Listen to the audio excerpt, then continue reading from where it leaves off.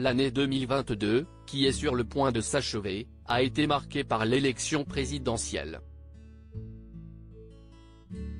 Cette dernière a eu lieu au mois d'avril dernier et elle a été éprouvante pour Anne Hidalgo, éliminée dès le premier tour après avoir réuni seulement 1,75% des voix.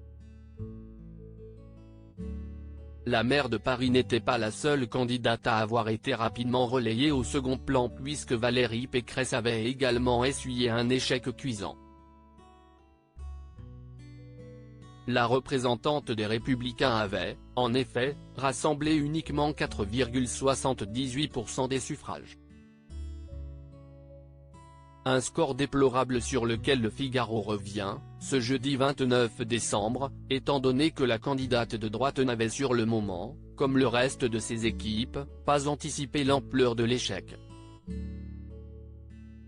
Le dimanche 10 avril dernier, lors du premier tour du scrutin, les premières estimations en sa faveur étaient autour de 7 à 8%.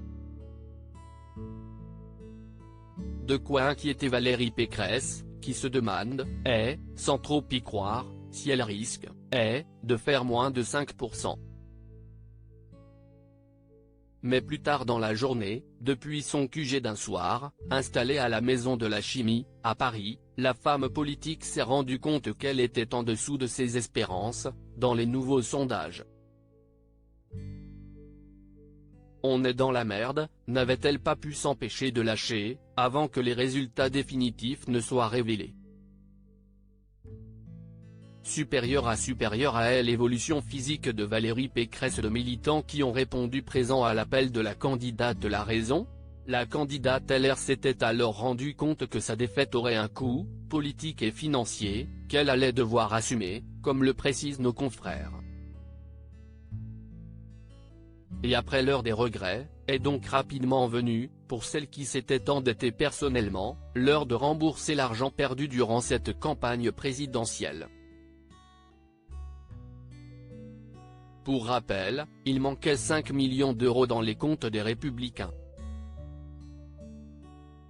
Ni une ni deux, Valérie Pécresse avait sauté sur l'occasion pour solliciter, face caméra, les militants du parti, afin qu'ils puissent l'aider à rembourser cette importante somme. Et heureusement pour elle, nombreuses sont les personnes à avoir mis la main au portefeuille pour lui venir en aide et lui permettre de régler ce problème, et clore officiellement ce chapitre.